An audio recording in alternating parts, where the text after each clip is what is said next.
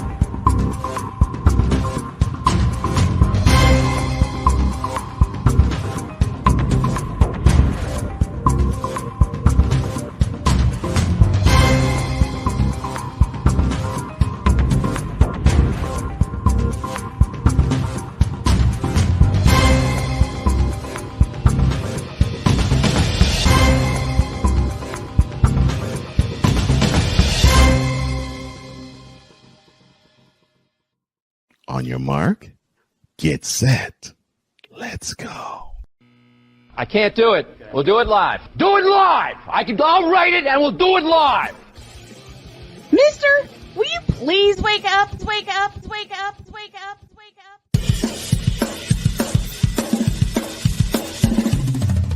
Good morning. Kevin Durant, you should have never left California. This Bronx sexual upset me in having to bring this teenage idiot from Wisconsin into a sports conversation. Are you really surprised that the Cowboys are giving up on Ezekiel Elliott? Whoa. Hell no! Well, no one cares about baseball. Bitch, are you for real?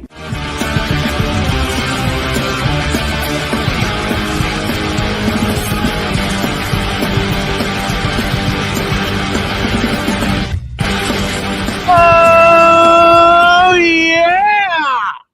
The madness has started. Good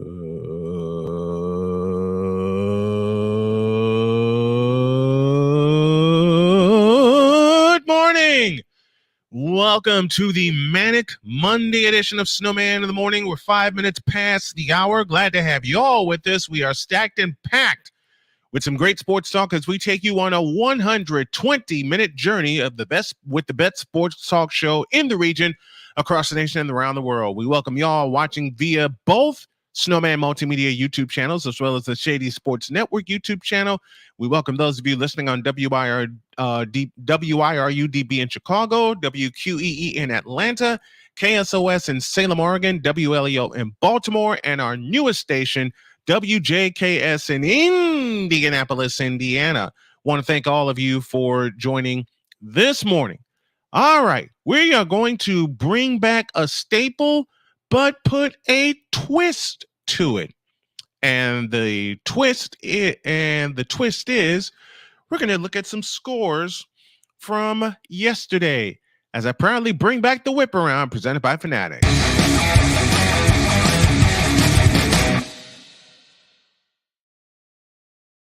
Let's start in the NBA. Our schedule this evening goes like this. At 7 Eastern, it's the Cleveland Cavaliers and the Indiana Pacers. I pushed the button too fast. 7:30 sees Detroit take on the team with the best record in the NBA. That's the Boston Celtics.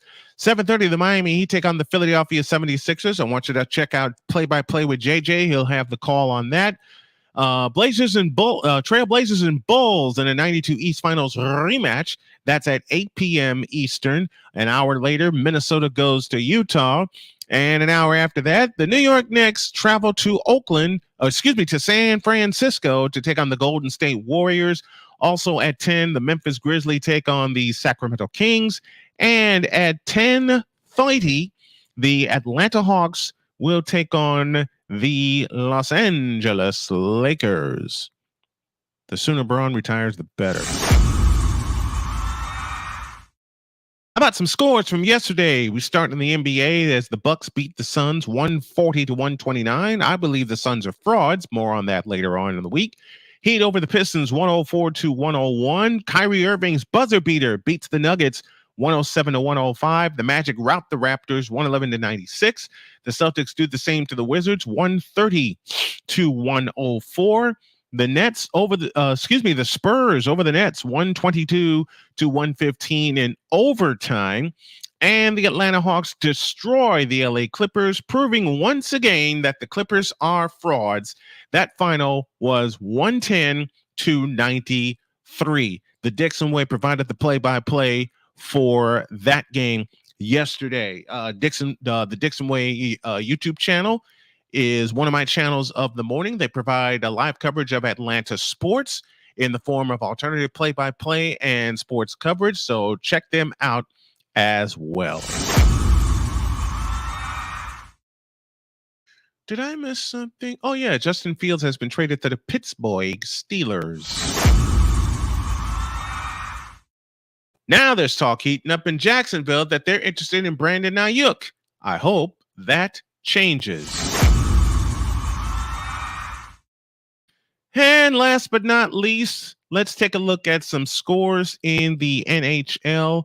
The scoreboard, the schedule tonight, the Capitals and the Flames at 8:30 from the Olympic Saddledome, and the Sabres and the Kraken from Key Arena in Seattle. That is at 10 p.m. Yesterday around the National Hockey League, it was the Rangers over the Islanders in the Battle of New York, 5-2 in the Garden. The Golden Knights over the Devils, 3-1 in a possible, and I do repeat, possible Stanley Cup final preview.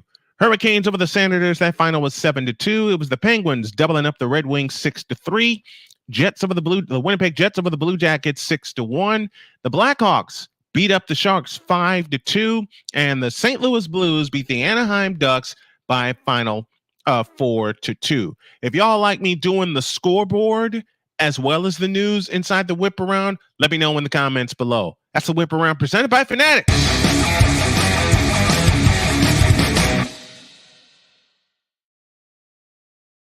Ryan McCarthy to come on at the bottom of the hour talking about the Jets' free agent moves as well as what the Yankees have to do before Garrett Cole returns, if he returns.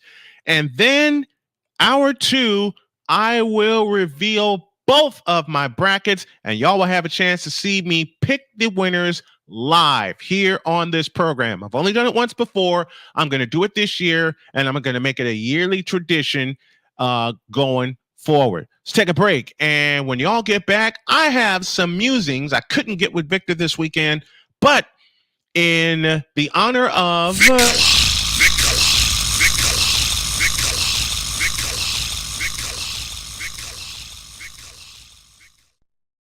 I have some musings about Justin Fields getting traded to the Pittsburgh Steelers, which signals a lot, and I do mean a lot, for both the Chicago Bears and the Pittsburgh Steelers.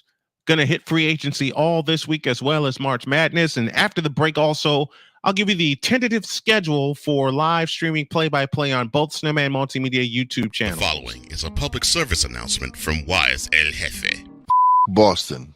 This has been a public service announcement from Wise El Jefe. Isn't that brilliant? Isn't that just absolutely brilliant? A break, and then y'all get back, and then some free agency moves that happened over the weekend, including a couple I expected. This is Snowman in the Morning with Cole Johnson. We're back in a flash.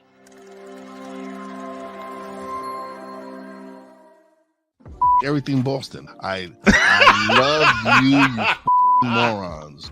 New Kids on the Block, New Edition. Dear whatever the law firm is.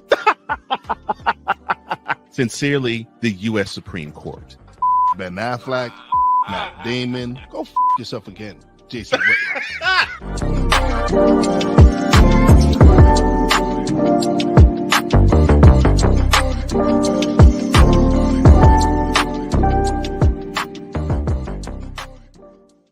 Join the transporter to Hades. Your butt and gut becomes one. Join the reformer of hooker whores. This is my daughter, Placenta Booty Johnson. Join the bronze god. Whenever you are in distress, take off your baseball cap and throw it in the air. Join your very own superhero of broadcasting, Chris Bass. So whatever color crayon they get, they palm it and do 2 circles And that translates to, I can beat up black people. As she takes you through the week's paces in Baseline.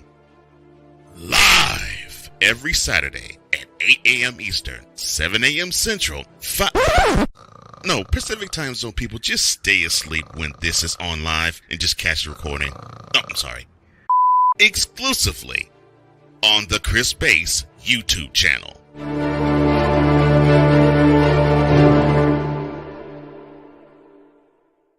Ready to hang with some fellas who know football? Let's ride.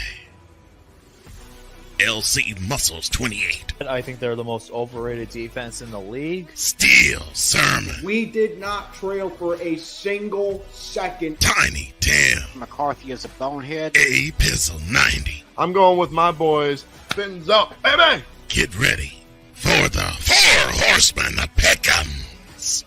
Every Wednesday night at 10 p.m. Eastern, 9 p.m. Central on YouTube.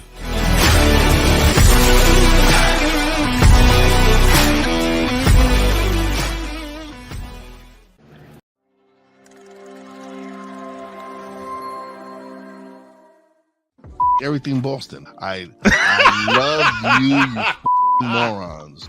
New Kids on the Block, New Edition. Dear whatever the law firm is. Sincerely, the U.S. Supreme Court. Ben Affleck, Matt Damon. Go yourself again, Jason Whitlock.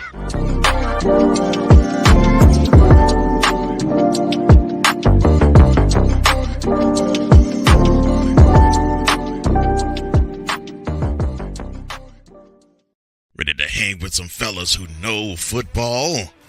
Let's ride. LC Muscles 28. I think they're the most overrated defense in the league. Steel Sermon. We did not trail for a single second. Tiny Tim. McCarthy is a bonehead. A Pizzle 90. I'm going with my boys. Fins up, baby! Get ready for the Four Horsemen of Pick'ems. Every Wednesday night at 10 p.m. Eastern, 9 p.m. Central on YouTube.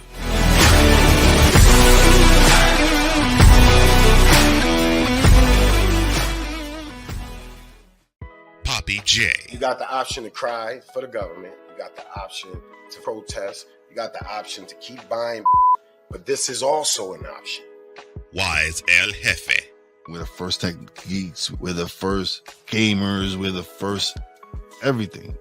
Everything. Like Gen X's, we are the ones. BS3 Network proudly presents the crew from the New York boroughs who never wants that smoke. Nah, they want that fire. Poppy J and Wise El Jefe, Fridays at 9 p.m. Eastern, 8 p.m. Central. Check your local listings for your viewing and listening pleasure.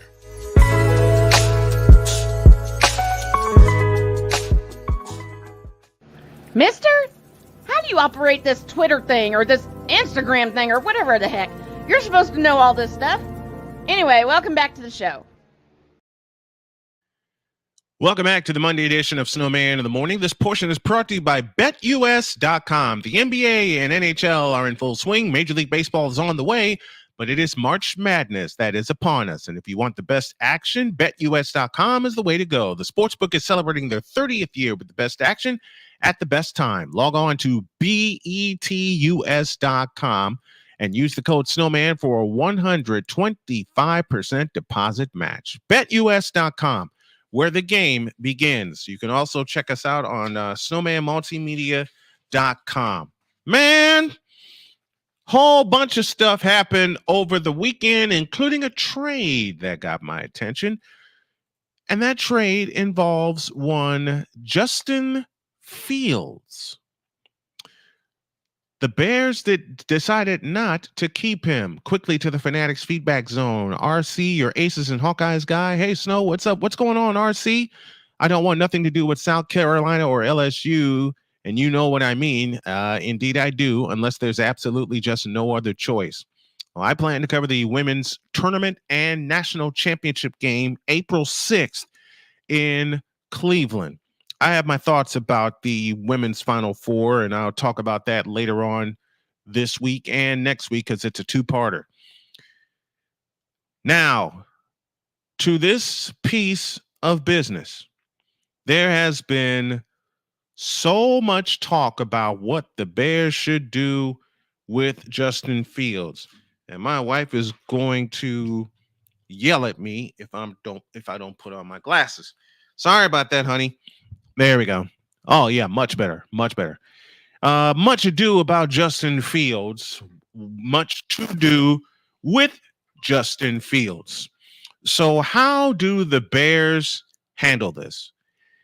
They traded Justin Fields to the Pittsburgh Steelers. Let me say that again. A day after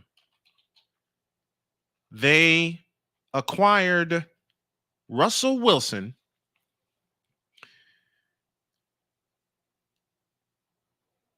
Justin Fields has been traded to the Pittsburgh Steelers.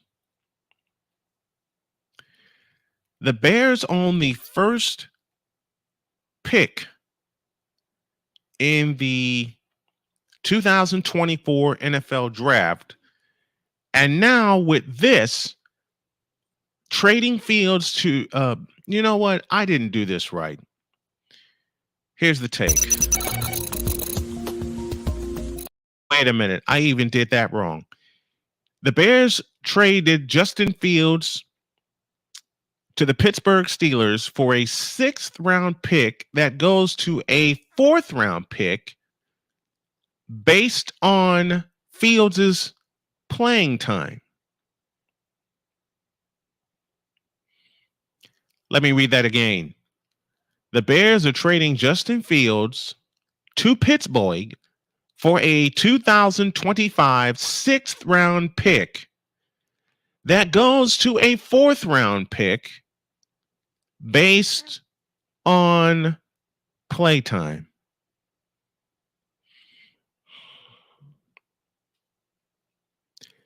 Now here's the take.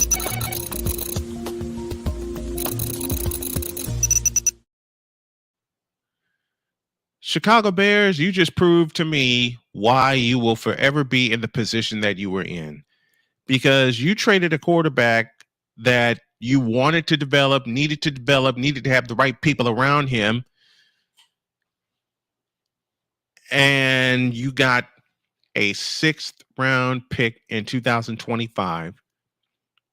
And based on Fields' playing time, it could turn into a 4th round pick, which gives me the clue that they're going to draft Caleb Williams. Why? Why are y'all making this move? All this is just another quarterback for the Chicago Bears to ruin. Matter of fact, I will say it this way. And a lot of people are going to there are a lot of people whose feathers are going to be ruffled, but I don't really care. I don't care. Let me say it this way. From a native Chicagoan who has watched the Bears, courtesy of my parents, for years, they have never had a franchise quarterback. I will say that again. As long as I have been watching football, and the first year I've watched football was 1980, then fell in love with my beloved 49ers since 1981, they have never had a franchise quarterback. Ever. And I know Victor's going to bristle at me. I'm going to have him on tomorrow. Don't bristle at me with Jim McMahon. Do you know how oft injured Jim McMahon was? All Jim McMahon did, and I want you to find the lie in my next statement. All Jim McMahon did was ride Walter Payton, Matt Suey, and his teammates to the Super Bowl. The same argument that people are saying to me about one Brock Purdy. That's a 2-parter, and I'll do that later this week. Oh, by the way, the Bears had one hell of a defense, which I loved. So, hey, why not? Now Justin Fields is gone. Your best chance at a franchise quarterback, you just told him adios. without giving him the tools, the coaches, the coaching, and the weapons. Like I said last April during the draft, and we'll have live coverage of the entire draft this year, the Chicago Bears, with the trade that they executed, mortgaged their entire future for DJ Moore. What? Now you get Keenan Allen from the Chargers, who's 31 years old, has a lot of miles on his leg thanks to Justin Herbert and company. You get DeAndre Swift. You finally get the bell cow running back that you want, but you don't have Fields to turn and hand the ball off to him. If I were the Chicago Bears and I draft Caleb Williams, I tell him, look, all you do is turn around and hand the ball to DeAndre Swift. We're not going to depend on your arm. We're not going to depend on your legs. You're going to learn how to play quarterback, because he didn't learn at USC. Hell, in many ways, he didn't learn at Oklahoma. But back to Justin Fields. Justin Fields has been ruined by the Chicago Bears. He's the latest quarterback in a long line of quarterbacks. Let me say that again. Justin Fields is the latest in a long line of quarterbacks to be ruined by the Chicago Bears, by the McCaskies, by the coaching staff, whatever the hell you want to call it. Best coach they've had there since Mike Ditka was Lovie Smith. And Lovie Smith could get the best out of you. Lovie Smith could get the best out of you without blinking. He nearly took the 2008 Bears to the playoffs, but you lost to Houston in the final week of the season and choked that away. Oops.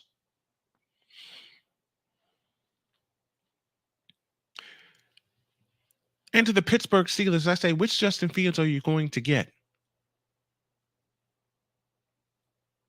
Which Justin Fields is going to show up on a week-by-week basis? Now, they've already made the announcement that Russell Wilson is the day one starter. I tend to think that is not going to happen, because for some reason, the peer pressure is going to get to them, and they're going to bring in Justin Fields to spot start. Justin Fields is a spot starter. He's not a full-time starter like the Bears made him to be. Not even Jay Cutler was a Bears franchise quarterback. That moody bleep, bleep, blank, blank, blank.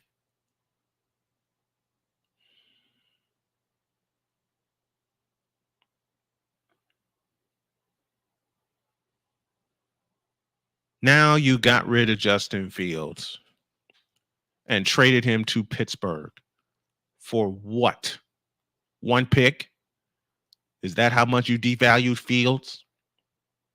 Is that how much you thought of Justin Fields when there was much talk that he was going to stay and y'all were going to get him some weapons and y'all were going to do right by Justin Fields? And when this trade happened, a lot of people thought that they did right by Justin Fields. I got news for you. No, you didn't. You did not, and will not ever do right by Justin Fields. These are the Chicago Bears we're talking about. Who the hell has ever been their franchise quarterback? Tell me. I beg one of y'all to tell me in the comment section or text the text line, who has ever been the Bears franchise quarterback? Ever? Well, the answer is pretty simple, because they had never had one.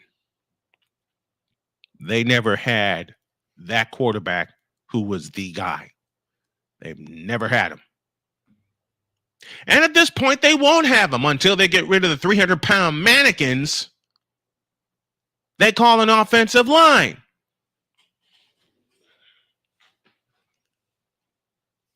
Justin Fields has been ruined because they saw a couple of good games from Fields, including a playoff game against Clemson, which they lost, by the way. And they thought, hey, let's trade up to the 10th spot and grab him, knowing they did not have the tools or coaches in place. to develop Justin Fields. Now Fields is going to languish on the bench in Pittsburgh forever until they get tired of him riding the bench, until they get tired of him riding a hole in the bench, until they get tired of him, and until they get tired of the bad Justin Fields that keeps showing up on spot starts, because I guarantee you there's going to be a spot start this year for Justin Fields. I could be wrong in that guarantee. I'll face the consequences from the fans later. But I guarantee you there's going to be a spot start by Justin Fields, and he will not be ready.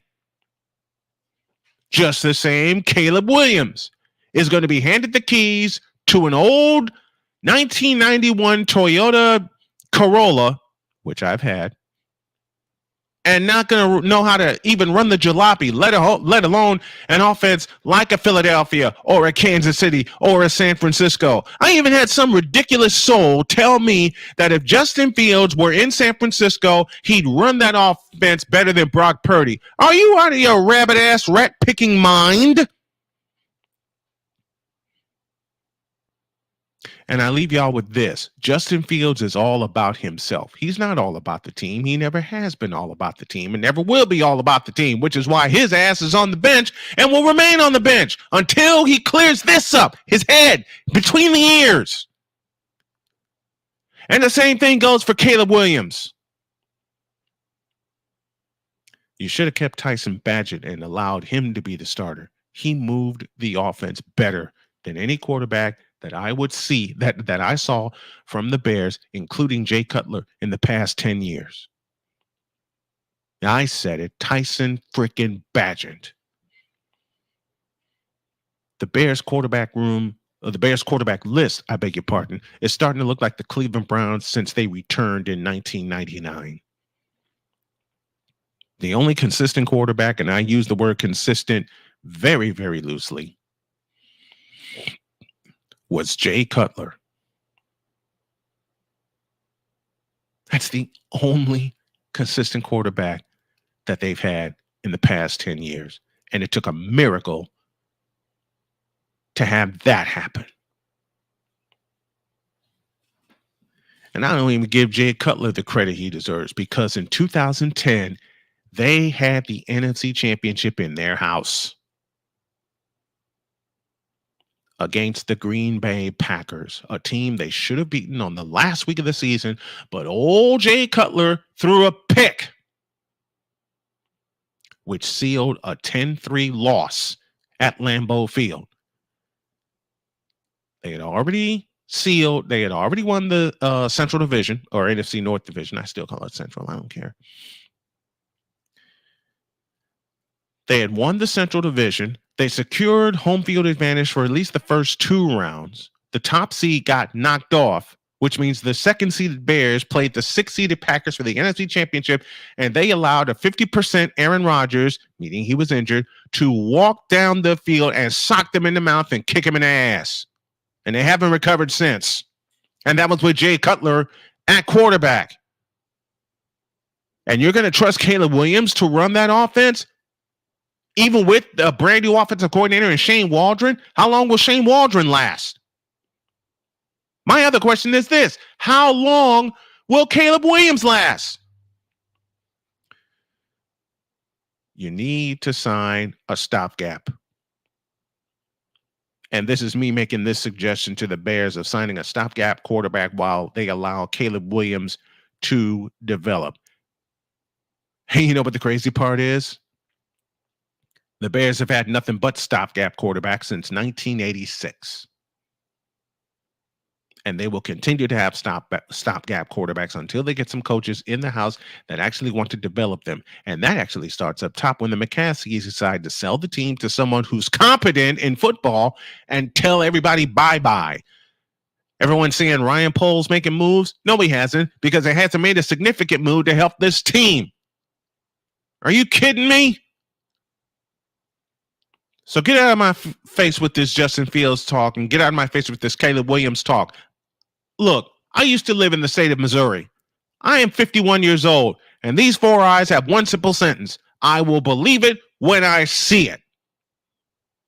That's Snowman's take. What is yours?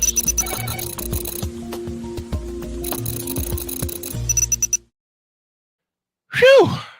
Now that all that's out of the way, a pause for a break, and when we come back, Mr. Ryan McCarthy will join after we take a peek in the feedback zone. This is Snowman in the Morning with Cole Johnson. We're back in the deuce.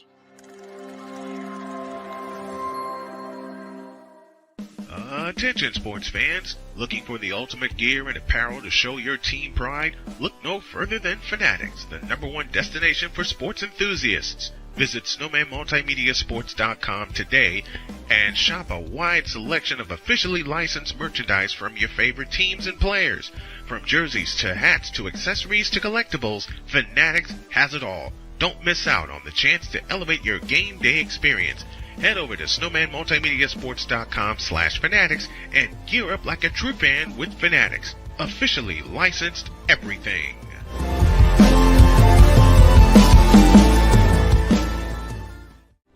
Are you ready to upgrade your coffee game? Prepare for an invasion of flavor with Invader Coffee. It's the caffeinated elixir that fuels champions, the blend that pushes boundaries. Whether you're battling deadlines or exploring uncharted territories, Invader Coffee has your back. Join the invasion at invadercoffee.com and taste the difference for yourself. Use the code SNOWMAN for 15% off your first order. Invader Coffee, veteran owned.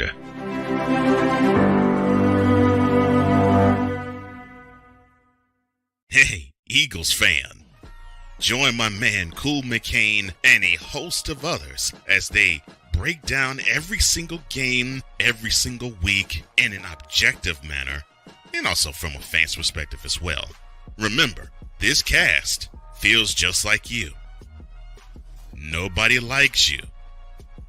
And you don't care. Fly, Eagles, fly. Eagles Elite Podcast. Every Wednesday at 8:30 p.m. Eastern on YouTube and other podcast outlets.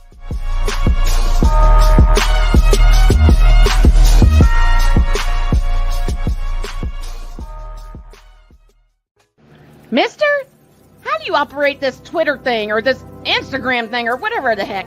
You're supposed to know all this stuff. Anyway, welcome back to the show. Man, we are back and rolling here on Snowman in the Morning with Cole Johnson. Cole Johnson's the executive producer, the big dog Shane Lake, our associate producer, and of course the engineer in studio, the lovely Dr. K. Love you, honey. All right, let's go to the Fanatics Feedback Zone and let's see what the fans had to say. Play-by-play with JJ, who has a call tonight with Miami and Philadelphia. I believe JJ has that game tonight. Talking about Bears quarterbacks, Mitch Trubisky too. Yep. They ruined Trubisky. Jay Cutler was an expensive, moody, huge, disappointing time waster for 8 years. For 8 years. I heard the Bear, RC, your Aces and Hawkeyes guy. I heard the Bears didn't want to pay up and pay the extra money that Fields was about to earn going into his 5th year. Nope, they didn't. They didn't. You know why they didn't? Because they're cheap. They're absolutely cheap. I said it. Cheap. They're cheap as all get out. And they have been since they won that Super Bowl in 1986. And remember, this is as far as I have been watching them, as far as I have been watching football, and that's 1980. That's 1980. Okay? RC again. Caleb Williams better say his prayers, carry his medicine bag, take his vitamins, and have patience. He doesn't have any patience. Caleb Williams and patience do not go together in the same sentence. You know what I say to Caleb Williams? You should have never left Oklahoma. That's right, I said it. You should have never left Oklahoma. You know why you left Oklahoma? You wanted the lights and the glamour of USC, and Utah kicked you in the ass twice.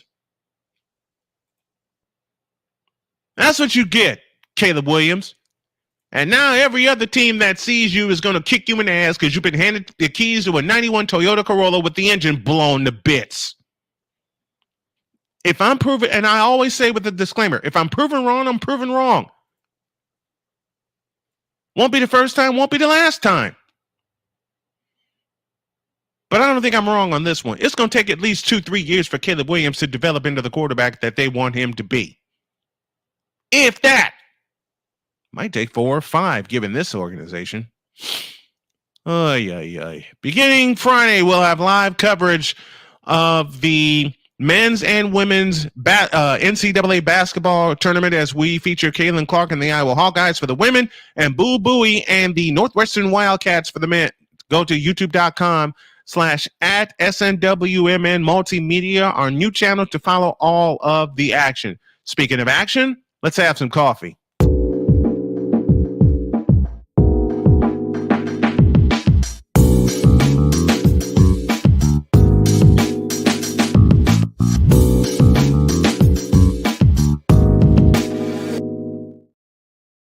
The Irish coffee man himself, Mr. Ryan McCarthy, has joined the fray on this Monday morning. How are you, my friend? Good to have you. I'm doing pretty good, my sir. How about yourself? I'm great, man. I am great. All right. I'm going to give you the floor and let you get your Jets frustrations off your chest. Oh, I'm not frustrated. I'm not. Oh, you're not frustrated? No, I'm cautiously optimistic, but I do want to challenge you this. All the right. Bears have had a franchise quarterback. I'll bite. Whom? Sid Luckman, 4 titles in the 1940s. I ain't that old. I just wanted to see the look on your face. I just wanted to see your reaction. I know that name actually. That name actually. Like who? Oh, hey, that's my answer. Also, I get it.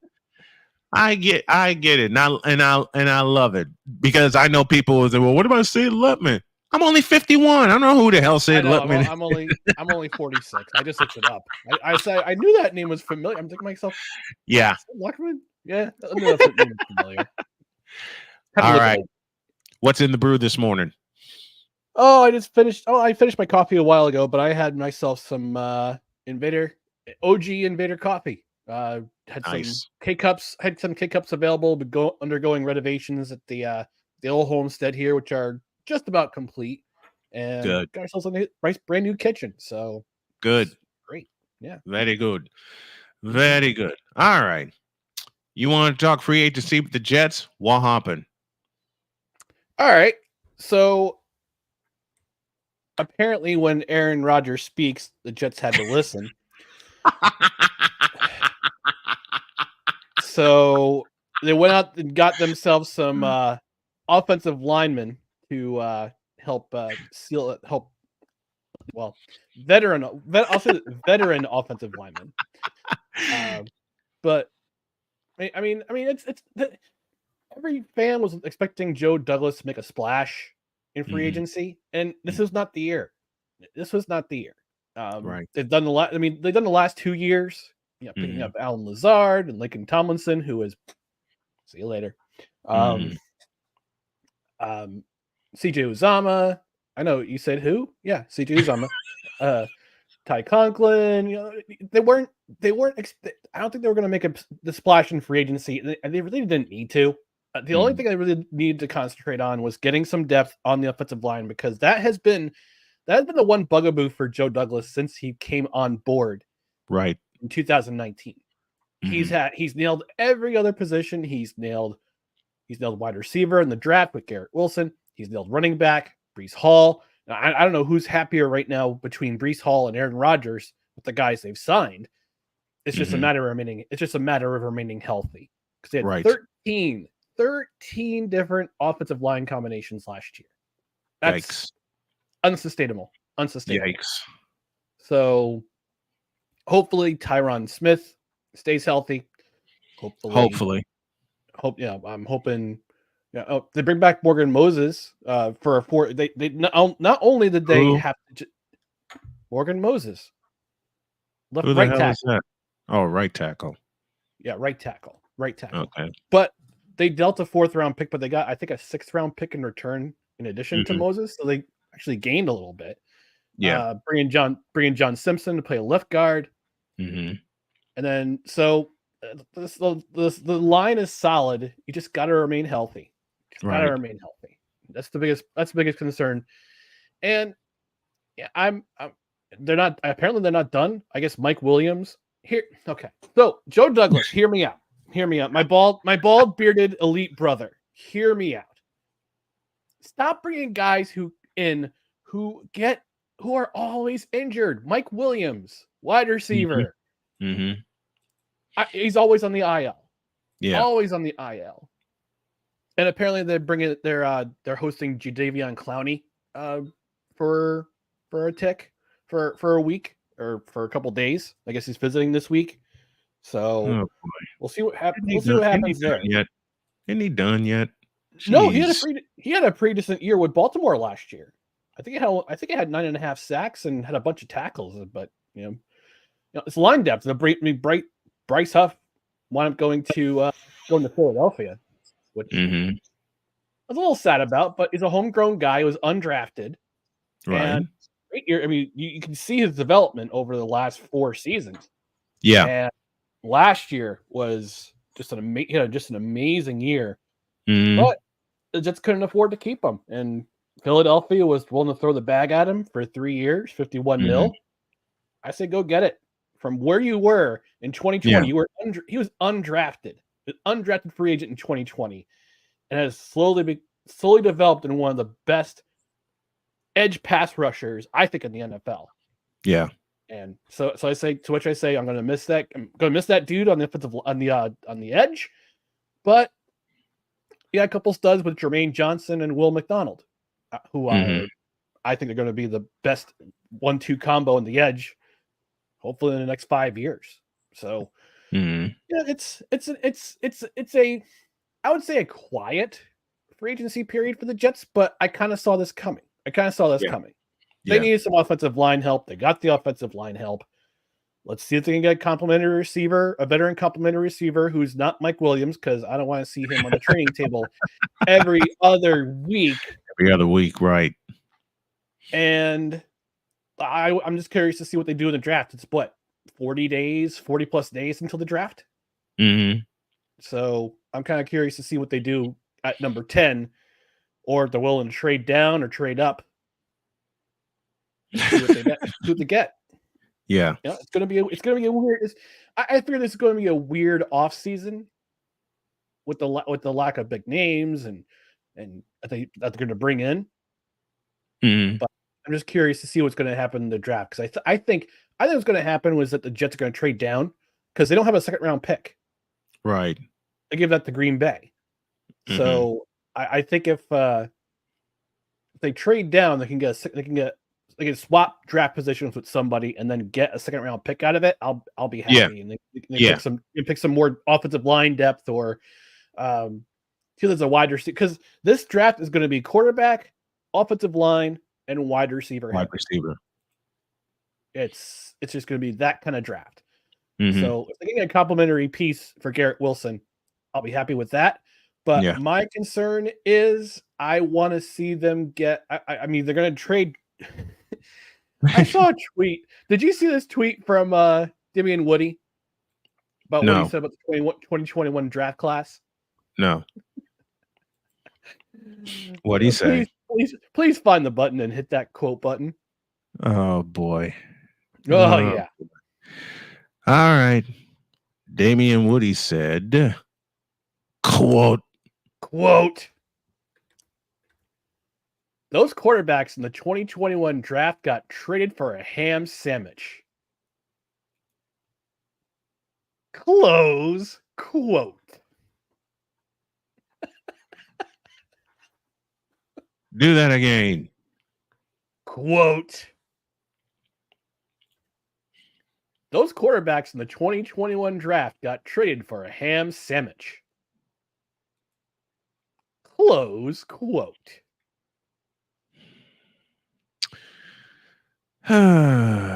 Damian Woody.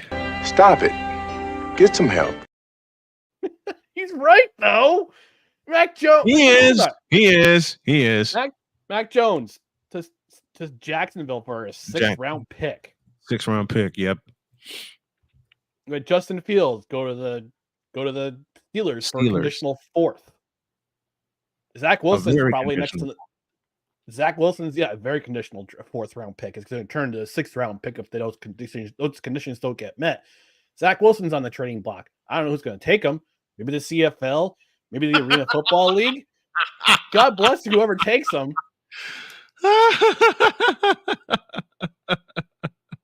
So we'll see if there's any takers on him. I doubt it. I doubt it.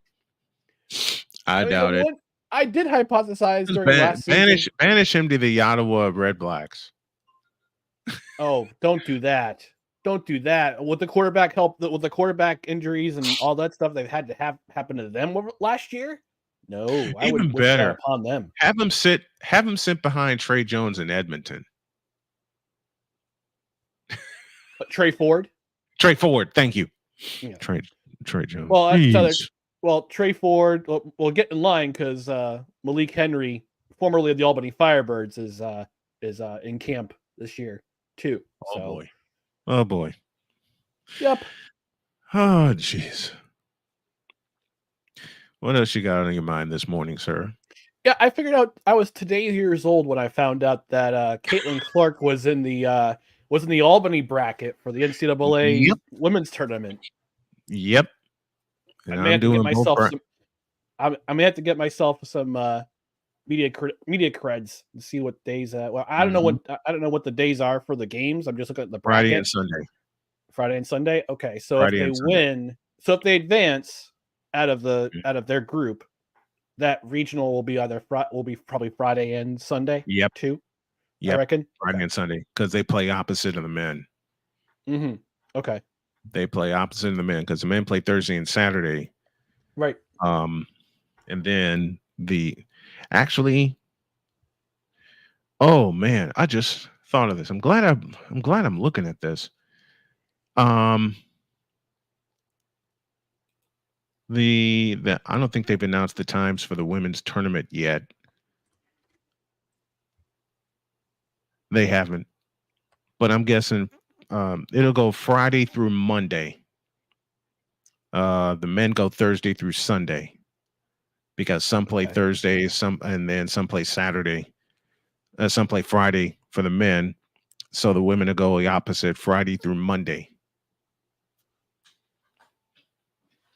Yeah, I'm looking at the schedules right now. Mm-hmm. Actually, no. Actually, yeah, live research. No. Iowa hosts the winner of the play-in game. Yep, and that's at Carver Hawkeye. That's Saturday. That's Saturday. Oh, it's Saturday. It's a Saturday game, and then I believe it's a Saturday Sunday. Unless I'm wrong, I'm just looking at the schedules. Yeah, it's on the 4-letter network. I'm doing some live research myself. Yep, 3 p.m. Saturday, ABC. They play the winner of the winner of the first. Where the playing game. So, yep. I will be doing the first 4. Okay.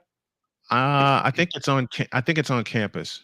It's Sacred Heart and Presbyterian, then Vanderbilt and Columbia on Wednesday. Thursday's first 4 goes Auburn, Arizona at the McHale Center, and then Holy Cross and UT, my favorite, Martin. Mm. And I'm gonna grab it. I'm gonna get access to that so I can just do those. So I can just do the first 4. I think they're gonna stream. I think it's on the Plus too. I believe it is. Would you check? Are all the games on the Plus also? If you could check that for me real quick. I would suspect if they're on ABC, ESPN, or ESPN2, they're also going to be on the Plus. But I'll double check. Okay. Please double check because I want that Iowa game. Yeah, Iowa. Let's see. I'm following Iowa for the women and Northwestern for the men. Yeah, I well, this Saturday's game at Iowa is on ABC, so I suspect it would also be on ESPN Plus as well. They didn't say on the schedule. But it would have to be on ESPN Plus as well. So since that's on ABC, I think I can grab access through the. Okay. Yep. I will have Iowa playing the winner of their play-in game. Dag nabbit, wrong screen. Is that Presbyterian Sacred Heart? No, it is it was. Holy Cross and UT Martin that will go to Iowa City. All right, sorry. That is Holy Cross and UT Martin that will go to Iowa City. Okay. South Carolina gets the winner of Sacred Heart Presbyterian. Can't talk this morning. It's the fancy Scottish words. Sorry. Yes. Yes. Yeah, those are the only first four. Sweet. Okay. Those are the only first four. So I'm going to be quite busy, to say the least. Yeah. Now, but I'll have to see if I can get myself some media creds for. Go get them, man. Whichever the bracket they're in. Yeah, because I mean, I do photography. I want to do some photography. I want to do a lot of photography, which I haven't done since 2022. Are they playing old Knickerbocker Arena? Yes, they are. Knickerbocker Arena. Yep. Now, another note that Mr. McCarthy gave me, they got some problems with the Yankees have some problems. They're in trouble. Big problems. They are in serious trouble. They're in trouble. And it looks like right now the skinny is that Garrett Cole's going to be out 3 to 4 weeks. He's being shut down for 3 to 4 weeks, and they're going to reevaluate. Oh, boy. The prayer circle. I mean, the prayer circle has worked thus far. The Garrett Cole prayer circle has worked so far. Thus far, yes. But I'm cautiously optimistic that he can be in the lineup in May. We'll see. But what is exactly the injury that he's dealing with? What's the injury? It's nerve inflammation in his right elbow. Oh, I think it's the same injury Masahiro Tanaka had when he was having his arm troubles back in 2014, 2015. Mm-hmm. So he didn't have to have Tommy John surgery, at least right now. But if you're a Yankee fan, keep the prayer circle going. And I think he's looking at Tommy John. That's nothing against him, but I'm just so familiar with how those injuries are, because I've seen and worked with a lot of pitchers and I've called a lot of games. Mm-hmm. That injury is tricky. Yeah. So any right injury now with the elbow, is it his throwing hand? It's his throwing arm.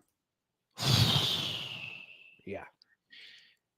That I don't want to say this aloud, and I know the Yankee prayer circle is going, but power through it. I think he's lost. And I don't want to say it aloud, but we're talking about about an injury that is very significant. Yeah, because I mean, well, also he's your defending Cy Young Award winner too. Mm-hmm. Yeah. So this is your current rotation for the New York Yankees. Nestor Cortez, who fell off last year. Yep. Carlos Rodon. Good Lord. Clark You know Schmidt. what? Carlos Rodon was damaged goods when y'all got him from the Giants.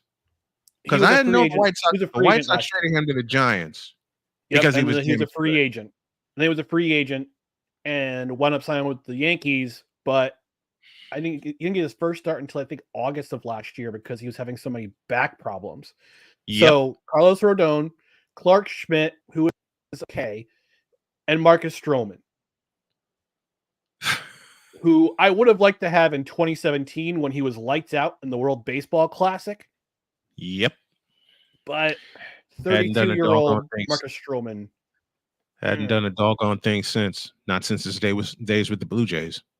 No, and which makes me to think that either Dylan Cease is off the market now. He got traded to the Padres. He's in San Diego. And one of those pitchers that they got in return was a Yankees prospect that they sent to San Diego for Juan Soto. Mm-hmm. I think it was a number 5 or number 8 prospect for the Padres. I think it was number 5. So Dylan Cease is off the market, which leaves you Blake Snell. Look out. And Jordan Montgomery. Mm-hmm. Who was a former Yankee, got traded for Harrison Bader's spare parts. Harrison Bader's now with, I believe, Cincinnati. Yeah, that was a I wouldn't say it was a terrible trade, but if Harrison Bader could have been healthy, he would have been like that. I think it would have been great for the Yankees, but couldn't stay healthy. Mm-hmm. So, do you bring back Jordan Montgomery on a 1-year deal for 20 mil?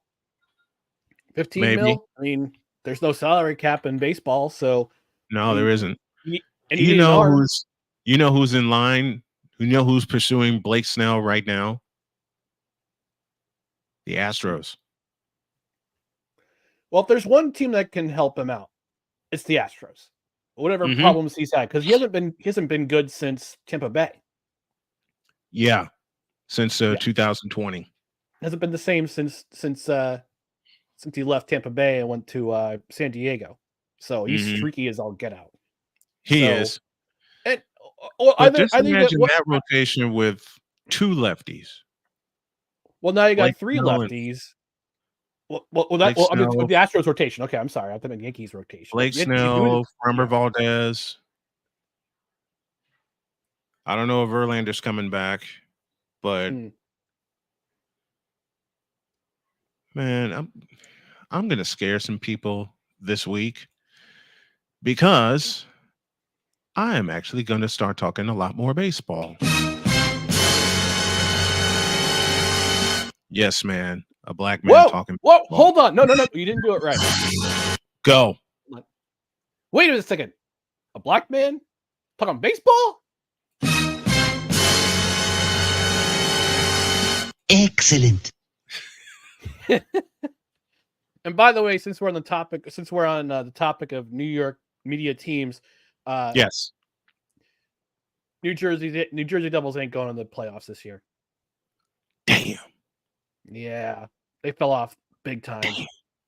Yeah.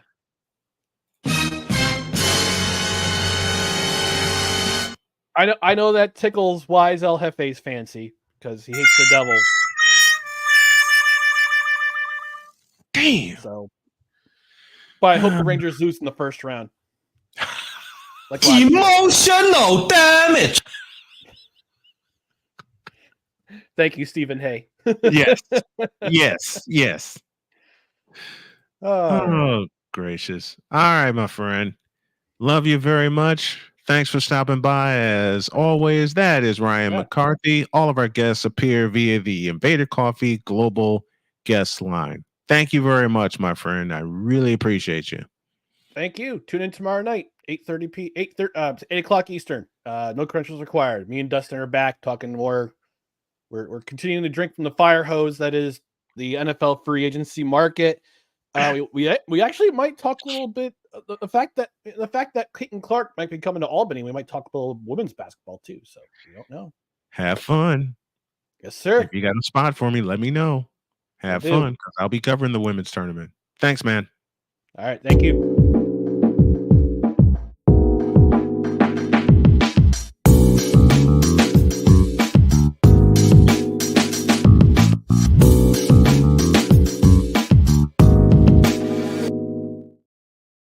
Someone sent me this comment from the B. Dyer Sports Network. Final 4 predictions for the men's. Well, guess what? After the break, I'm going to do the women's bracket and the men's bracket, and I will predict both of my national champions. Y'all are going to have fun with this. Snowman in the Morning, hour 2 begins after this.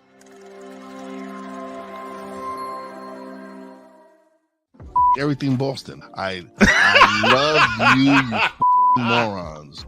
New Kids on the Block, New Edition. Dear whatever the law firm is. Sincerely, the U.S. Supreme Court. Ben Affleck, Matt Damon. Go yourself again, Jason Whitlock.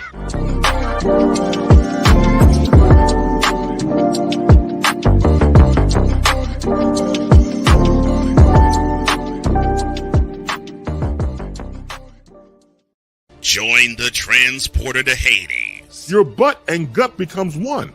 Join the reformer of hooker whores. This is my daughter, Placenta Booty Johnson. Join the bronze guard. Whenever you are in distress, take off your baseball cap and throw it in the air. Join your very own superhero of broadcasting, Chris Bass. So whatever color crayon they get, they palm it and do 2 circles, and that translates to, I can beat up black people. As she takes you through the week's paces in Baseline. Live every Saturday at 8 a.m. Eastern, 7 a.m. Central, No, Pacific Time Zone people, just stay asleep when this is on live and just catch the recording. Oh, I'm sorry. Exclusively on the Chris Bass YouTube channel.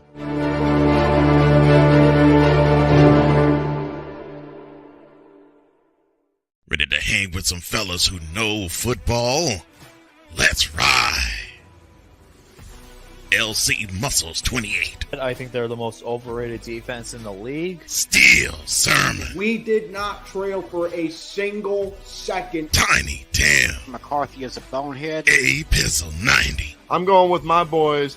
Fins up, baby. Get ready for the 4 Horsemen of Pick'ems. Every Wednesday night at 10 p.m. Eastern, 9 p.m. Central on YouTube.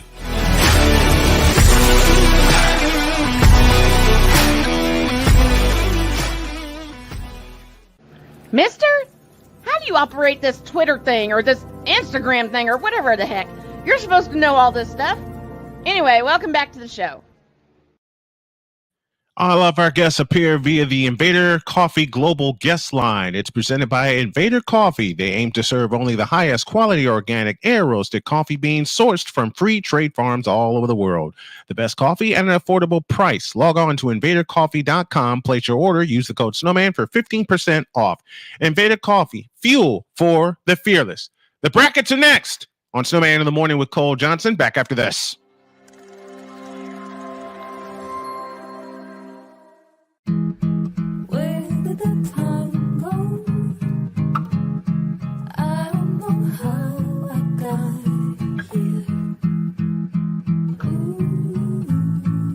You've done the hard part. You quit smoking. Now do the easy part and get scanned for lung cancer.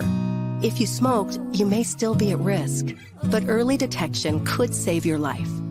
Talk to your doctor and learn more at savedbythescan.org. If you talk, they will hear you. We all want our kids to grow up safe and healthy, so we show them how. And we tell them with honest conversations that let them know what we expect. Not just one time, but every chance we get. That's especially important when it comes to alcohol and other drugs. Kids not only need to know the dangers and how to avoid them, they need to hear it often from you. And when it comes to pain medications, opioids, they need to know that they should never be taken without a prescription and never shared with friends or family. It's dangerous and illegal. So talk with your kids and guide them through the challenges of growing up safe and healthy. Because when you talk, they hear you. For more information about talking with your kids about underage use of alcohol and other drugs, visit underagedrinking.samhsa.gov. So talk, they hear you. You can do it if you try. He was only 58 years old when he passed away. That outcome could have been different. Colorado happens to be one of the worst states for radon levels. It's in our ground, and it seeps up. The more you breathe radon, the more chance you have of DNA being hit and the cell mutated. The EPA estimates 22,000 lung cancer deaths a year caused by radon.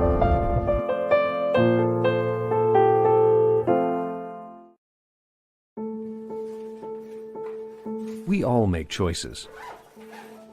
When it comes to alcohol, kids make choices whether to drink or not. Bye, Dad. Bye-bye.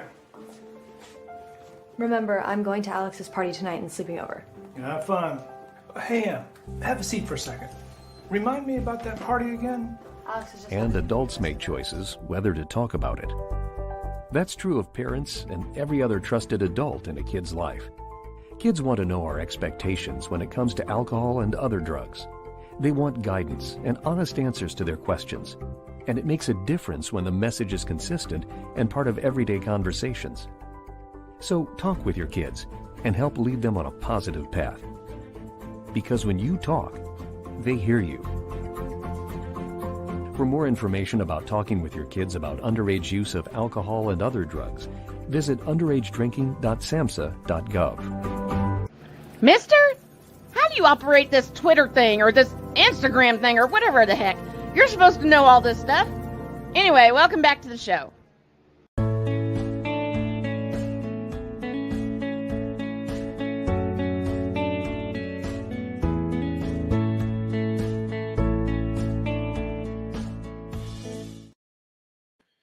Oh, man. Welcome back to this edition of Snowman in the Morning. Glad to have you all with us. Bottom of this hour, Jay Spivey will join as we go through Spivey Notes college basketball style. This hour is brought to you by SeatGeek. March Madness is here, and if you have plans for Glendale, Arizona, or Cleveland, Ohio, let old Snowman help you with the power of SeatGeek. With just a few taps on your phone, you can find the best seats for all of your entertainment and sports needs. Download the app, pick the seats you want at March Madness, and most importantly, use the code Snowman Multimedia for $20 off of your first purchase. That is only with the power of SeatGeek, where fans can fan. And we're all fans of March Madness, but it will be without a familiar voice. CBS studio host Greg Gumbel will not be a part of this year's coverage of the Final Four because of family health issues. The network announced Sunday just before the bracket reveal. Taking over his duties will be Adam Zucker. The rest of the crew, Clark Kellogg, Jay Wright, and Seth Davis, all wished Gumbel and his family well before the bracket was announced. The 77-year-old has been a tournament staple for CBS for decades, first hosting the network's coverage in 1998, and has been at the Final Four during his tenure. Last season, CBS celebrated Gumbel's 25th anniversary of tournament coverage. He also made history in 2001, and he was the first black play-by-play announcer to call a U.S. major championship sporting event, calling the Baltimore Ravens Super Bowl win over the New York Giants at Super Bowl 35 in Tampa, Florida. Zucker said CBS plans to have Greg Gumbel back for the men's NCAA tournament next season. Mr. Greg Gumbel, we wish you well with your family health issues, and we can't wait to have you back. All right. This is the moment everyone has been waiting for. Old Snowman is going to do his brackets, and we're going to start with the women's brackets. Let me see how I can do this. Share the screen, and that's the screen I want to share. At this, and off we go. So we are going to start with South Carolina. We're going to start in the Albany 1 region. Let me zoom in here. So I know this is what y'all have been. Oops, too far. Too far. Doggone it.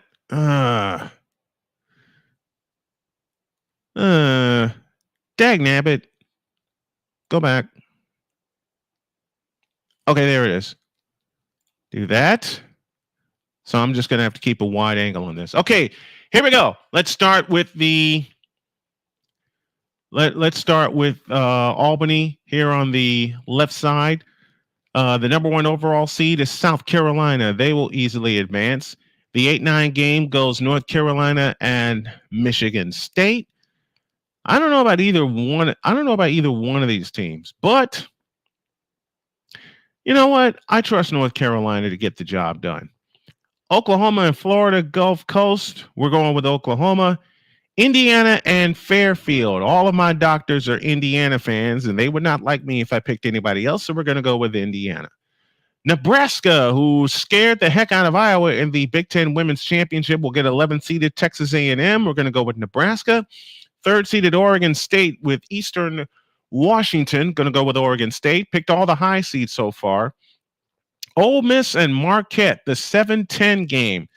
I think this is where the first upset will be scored, and I'm going with Marquette, and they will face Notre Dame. in the next round. Now, on the Albany 2 side, let's go with Iowa. They'll play the winner of West Virginia and Princeton. And I think Princeton will score the upset. So we're going to go with Princeton. Colorado and Drake got all Buffaloes there. Kansas State with Ioka Lee, their big-time center, will play Portland. We're going to go with Kansas State. Louisville and Middle Tennessee State going with the Cardinals and staying with the ACC. The defending champion LSU and Rice will get Louisville in the next round. You got Creighton and UNLV, and just for giggles, we're going to go with UNLV to score the upset. UCLA and Cal Baptist will play at Pauley Pavilion. We're going with UCLA. Now, the first 2 rounds are hosted at the site of the higher seed. Another number 1 seed is Texas. They will beat Drexel, and they will face. I believe they'll face Alabama. I pushed the wrong button again. Sorry about that, folks. I believe they'll face Alabama. Utah will beat South Dakota State, and they will get Gonzaga, and that will be at the Kennel in Gonzaga. Tennessee Volunteers are back in the tournament. They will play the Wolfpack of North Carolina State. And then you got the 7-10 matchup of Iowa State and Maryland. I'm just going to pick it upset just because. We're going with Maryland, and they will play second-seeded Stanford. Back upstairs we go. Top-seeded USC and Juju Watkins will play Michigan, I believe. Then you have Baylor that will play the winner of another play-in game. They will play Virginia Tech. Syracuse faces the winner of Auburn and Arizona. Going to go with the Qs, and they'll play at the Carrier Dome. And then third-seeded Connecticut will play Syracuse in an old Big East matchup. Duke Blue Devils will then play Ohio State, who got rocked in the Big Ten tournament. So now we're going to go back to Albany 1. South and North Carolina going with the Gamecocks. Oklahoma, Indiana. We're going to go with Indiana to make the regional semifinals.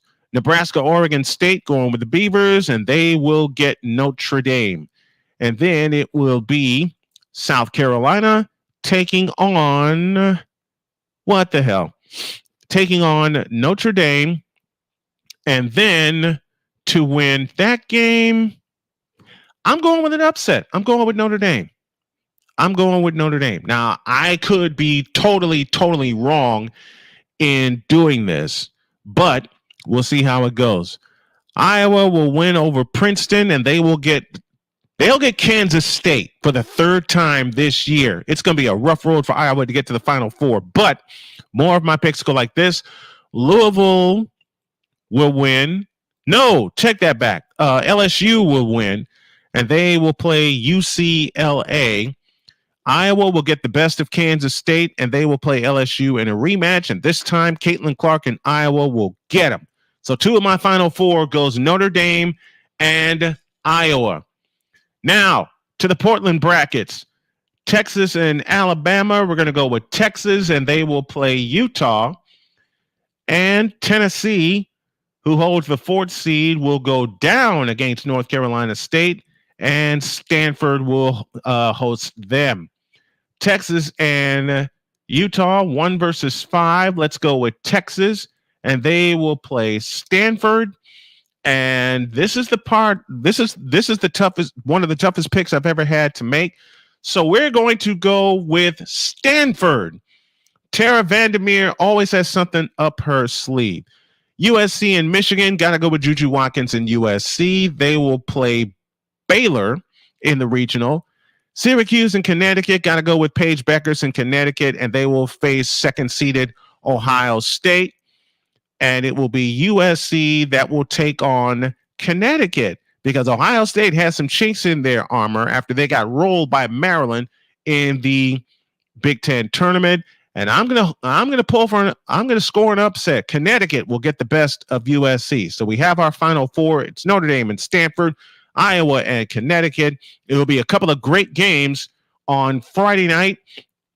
You have a couple of 2s in my bracket, Notre Dame and Stanford. Got to go with Tara Vandermeer and Stanford.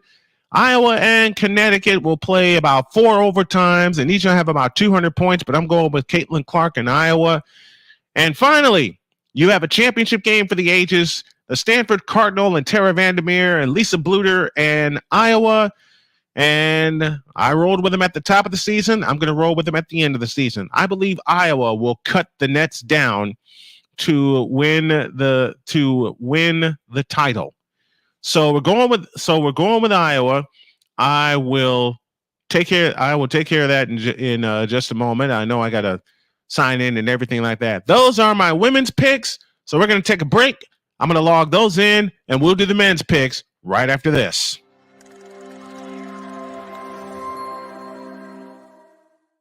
Everything Boston. I love you morons. You kids from the block. New Edition. Dear whatever the law firm is. Sincerely, the U.S. Supreme Court. Ben Affleck. Matt Damon. Go yourself again. Jason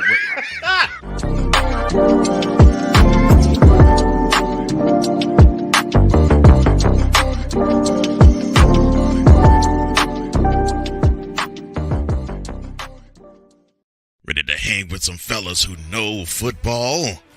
Let's ride.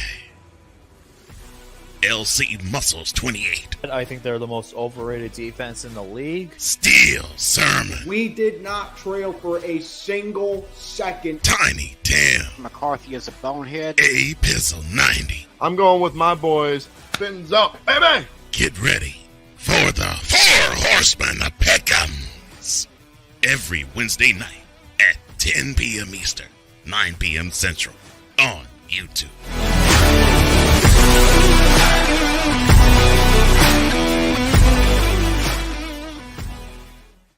Poppy J. You got the option to cry for the government. You got the option to protest. You got the option to keep buying, but this is also an option.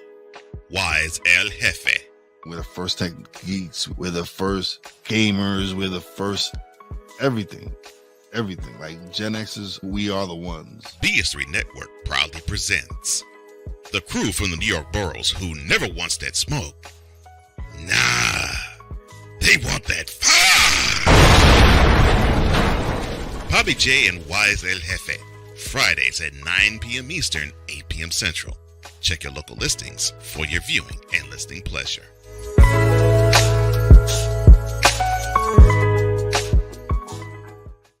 Mister, how do you operate this Twitter thing or this Instagram thing or whatever the heck? You're supposed to know all this stuff. Anyway, welcome back to the show.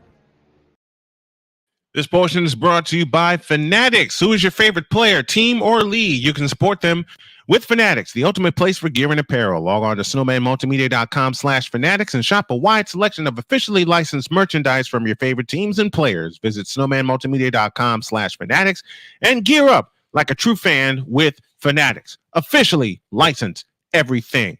Calling all small businesses. Want to get your name, products, and services out to a local and national audience? Then choose the 360-degree advertising option of Snowman Multimedia. This is the network where every fan has a voice and every team has a fan, and we want you to be a part of it. Call 317-762-8567 or drop an email to info@snowmanmultimedia.com. All right. This is the bracket y'all have been waiting for. It's time for the men's bracket. Let's do this thing. We'll start in the East and go all the way through and pick our winner in each region. Starting with UConn facing 16th seeded Stetson, going with UConn. 8 versus 9. Florida Atlantic, the Owls, Final Four participant last year, will face my beloved Northwestern Wildcats, and I got to go with the Cats.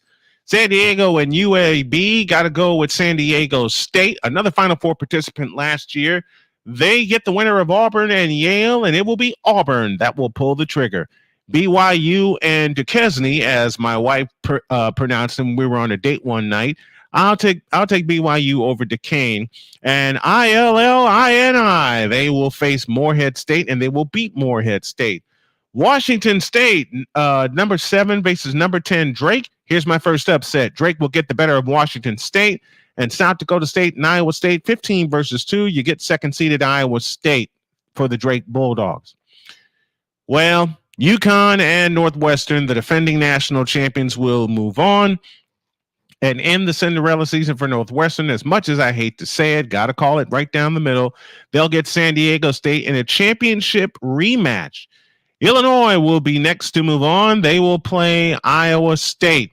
Next in line is UConn and San Diego State going with the champs, and they will face the Big Ten champs in the Fighting Illini.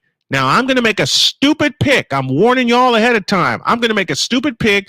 I should know better than to do this, picking with my heart instead of with my brain. My brain says UConn, but I'm going with my heart, and I say Illinois gets back to the Final Four for the first time since 2005. That takes care of the East region. We go to the West, where top-seeded North Carolina will win their first-round game. They'll face the winner of Michigan State and Mississippi State. Got to go with the Dogs.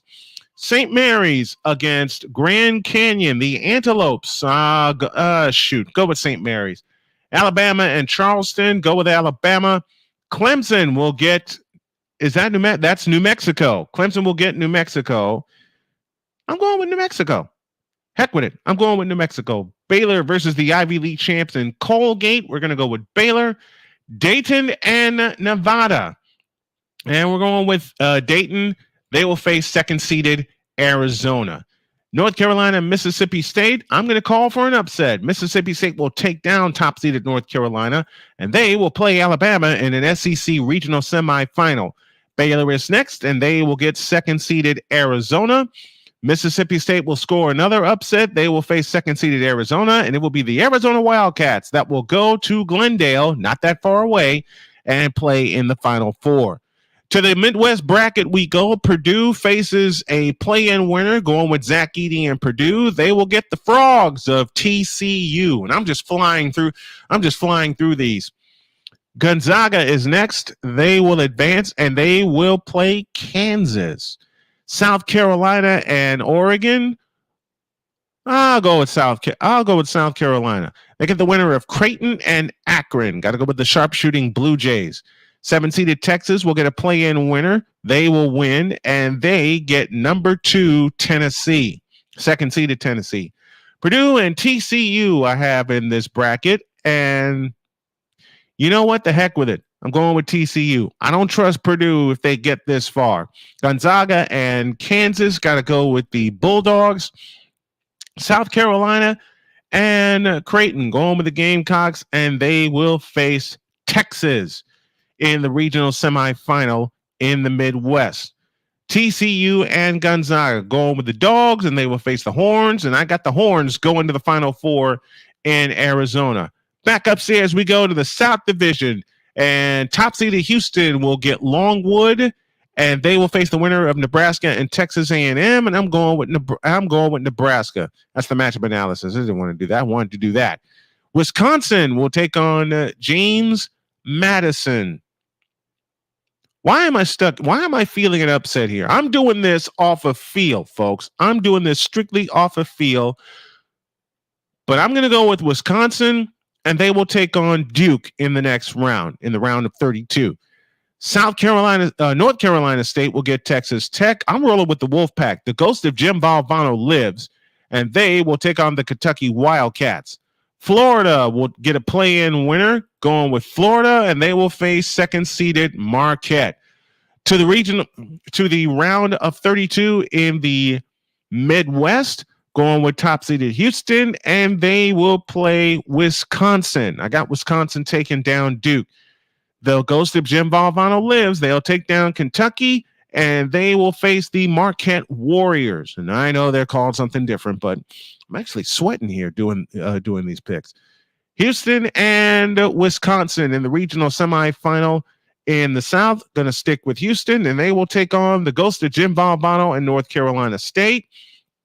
And I don't know why I'm going to do this after what I saw in the ACC, 5 wins in 5 days. This is where we prove Houston are frauds, and it's North Carolina State that will take down Houston. My Final Four is set. Illinois and Arizona. They've met once before in 2001 with Illinois getting the win. Illinois will do it for a second time. They will take down the Arizona Wildcats. And I just texted a friend of mine, Connor Klingon, had him on the show before. I picked Arizona at the start of the season, but for some reason, I'm feeling Illinois right now. I'll probably change these as we go along. North Carolina State and Texas. This is where the dream of Jim Valvano ends. I'm going with Texas. And the craziest thing is going to happen. It'll be Illinois that I believe will win the national championship in Glendale, Arizona. Now, these are predictions that are sure to go wrong because it's March Madness. Yeah. And my picks have been submitted. And that will take care of that.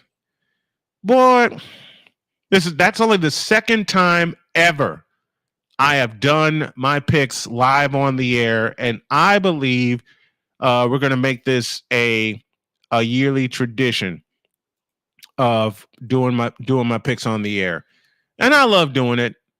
Our picks are brought to you by BetUS.com. BetUS.com, where the game begins. Play-by-play with JJ said, who is my women's national champion? I picked Iowa to win it all. And I know they got to go through LSU, UCLA, USC, and South Carolina eventually to get there. But I just believe that Iowa has what it takes. Now, the big deficit for the Hawkeyes is they are going to be, as far as I know, minus Molly Davis. Let me do a little live research here. Molly Davis is their point guard, and it's not a good.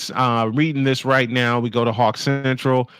Progress for the right knee and Molly Davis injured in Iowa's regular season finale has been slow. That's why head coach Lisa Bluter didn't sound optimistic Sunday night about whether the senior guard would play in the first round of the NCAA tournament on Saturday against Thursday's winner of Holy Cross and Tennessee Martin.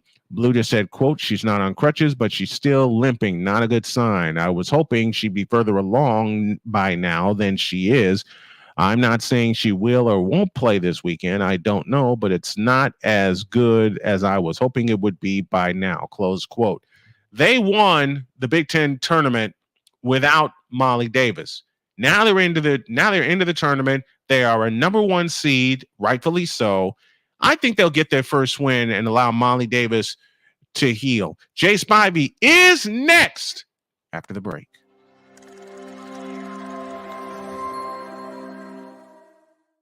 Everything Boston. I love you morons. New Kids on the Block, New Edition. Dear whatever the law firm is. Sincerely, the U.S. Supreme Court. Ben Affleck, Matt Damon. Go yourself again, Jason.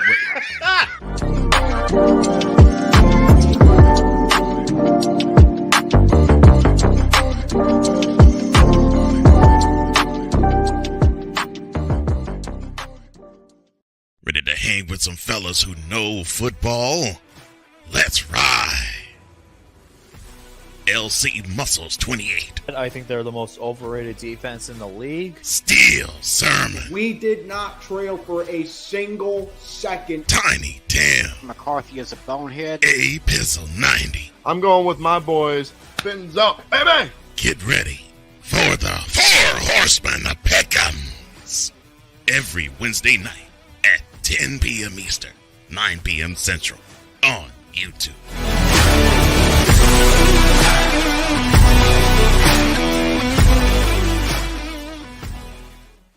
Poppy J. You got the option to cry for the government. You got the option to protest. You got the option to keep buying. But this is also an option. Wise El Jefe. We're the first tech geeks. We're the first gamers. We're the first everything.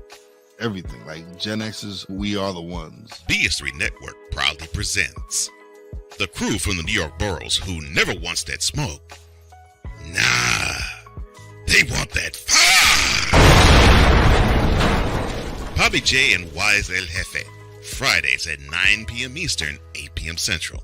Check your local listings for your viewing and listening pleasure.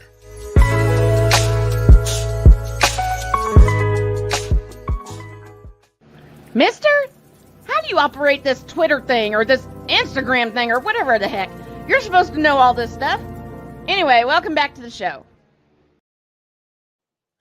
Welcome back. This edition of Snowman in the Morning is brought to you by SeatGeek. Use the code Snowman Multimedia for 20% off of your first order.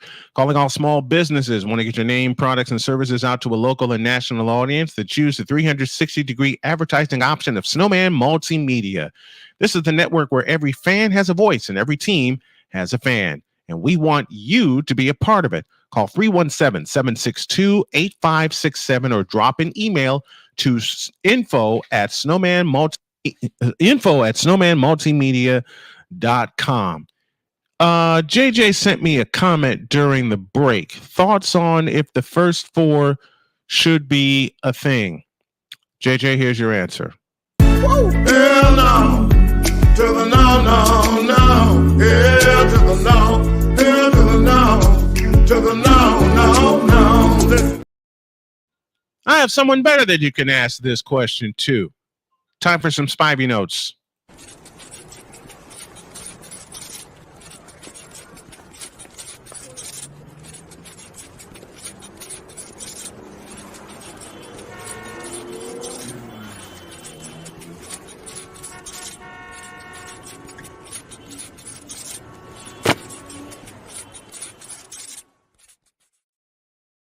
Jay Spivey joins us to talk all things NCAA tournaments, men's and women's tournaments. Good afternoon, Jay. How are you? Good afternoon, sir. How are you? I'm doing good. It's March Madness time, man, and it's time to talk about the NCAA tournament. But I want to start with a question, and this is what Jason Joseph brought to us. Should the first four be a thing? I have no problem with the first four. I know it's a money grab, but I wish they would do it differently than the way they do it. To me, they ought to do it. If they're going to do the first four, it should be the last 8 teams that got in. Mm-hmm. That way, they earn their way in. Instead of doing this every year, it's the same teams from the same conferences, where it's the MEAC and the SWAC and the Northeastern Conference and 1 or 2 others. And to me, if you say you earn your way in by winning your conference tournament, and those teams did, then let them in the tournament automatically. Now these eight teams who are fighting for 4 spots, let them fight for it in the first 4. Mm-hmm. But they'll never do that because most of the time they're big conferences. Yep. Most of the most of the Power If you Five. would have done that with it, probably from what we've heard yesterday, from who got left out, it would have been the ACC, the Big 10, the Big 12, and the Big East probably. Yes. And they're not going to do that. They're just not going to do that. Why do you think they're not going to do that? It's all about money. Now, would you rather have, I really don't think Virginia deserves to be in. Mm-hmm. Well, would you rather have Virginia in, or would you rather have Howard or Hampton or Grambling or somebody like that? I mean, I hate to be picky like that, but Virginia's the draw. And like you said, that I don't think they deserve to be in.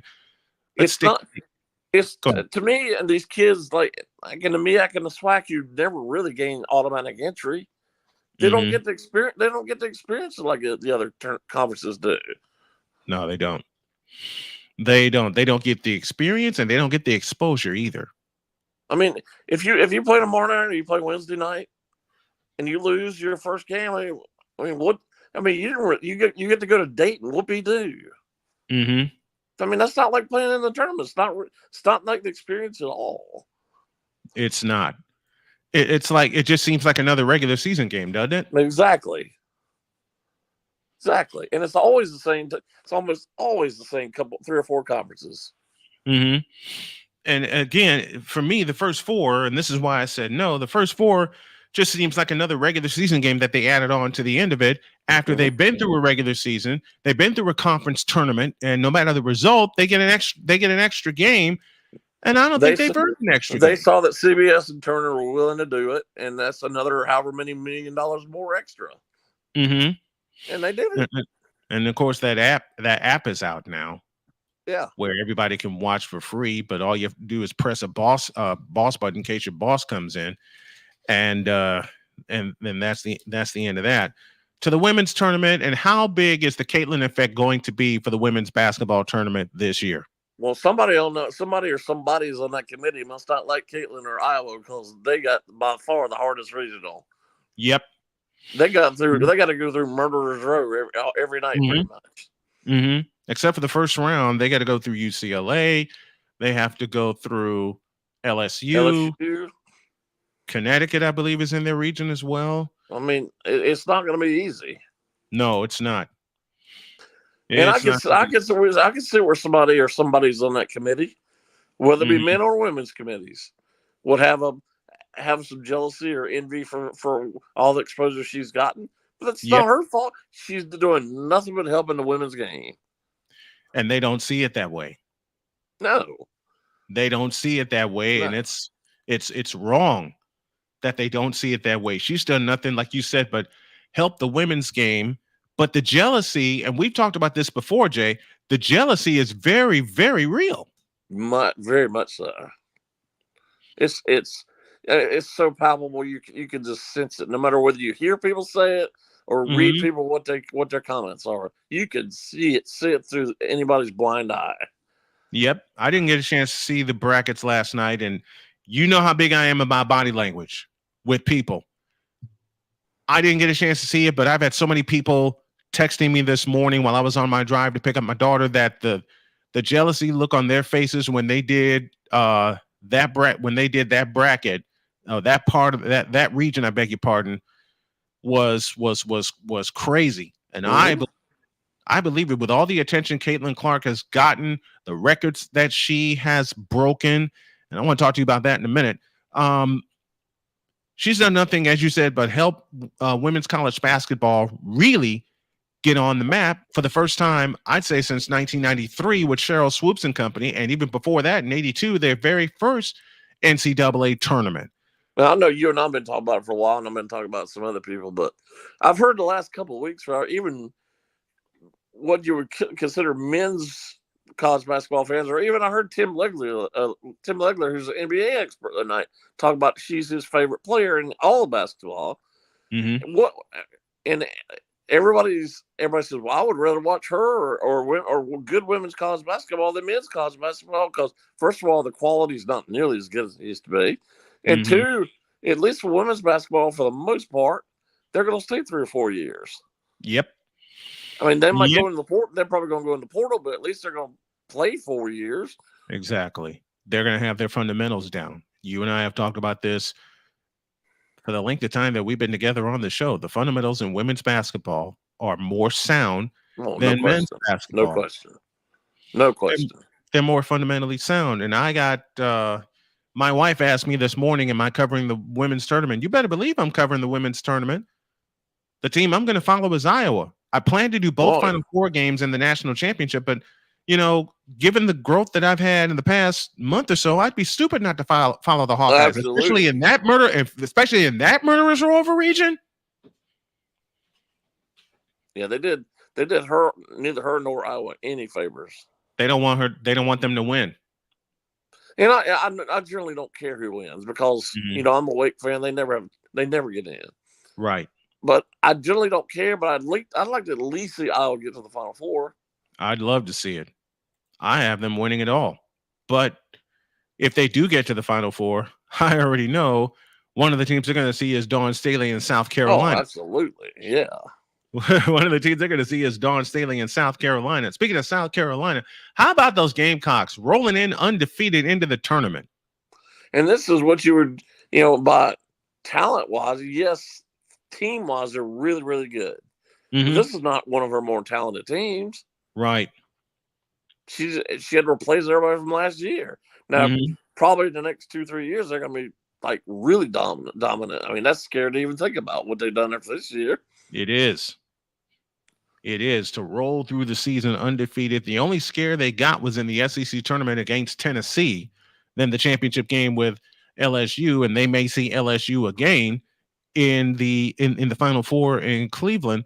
Let's go back to a point that we've talked about that we've talked about before, and I will continue to harp on this because I'm a big time advocate for women's sports, especially women's college basketball. Why won't they play it in stadiums? The Final Four, that is. Well, why are they playing? They're playing the regionals in 2 different cities, and it's not even 2 big cities. No, they're playing the regionals in Portland and in Albany, New York. Who selected those? Really? Who selected those? You can't tell me.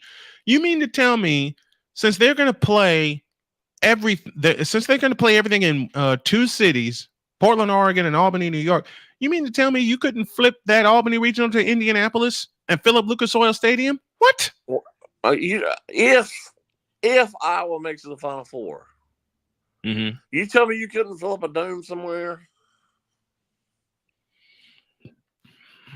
It's sad that they're really, really saying that message. It's sad that they're, just putting that out there they're just putting that out there. The committee doesn't, they would never do that for men. They would never do that for men's basketball. No, never. They won't. And you're going to put them in, I understand why they did it and put them in two regionals because it helped the crowds, but you can't at least put them in four regionals now and in larger facilities. You mean to tell me they won't fill up? They couldn't fill up the United Center in Chicago? But I will tell you this: if the women's basketball tournament ever played Chicago, they wouldn't play the United Center. They play Wintrust Arena. A little over 12,000 at Wintrust Arena instead of putting it in front of 24,000 in the United Center. You mean to tell me that if Caitlin Clark is in the regional and you're hosting it at the United Center, that you couldn't get SRO at the United Center? No. Especially given the fact that Iowa City is not too far from Chicago. I made the drive.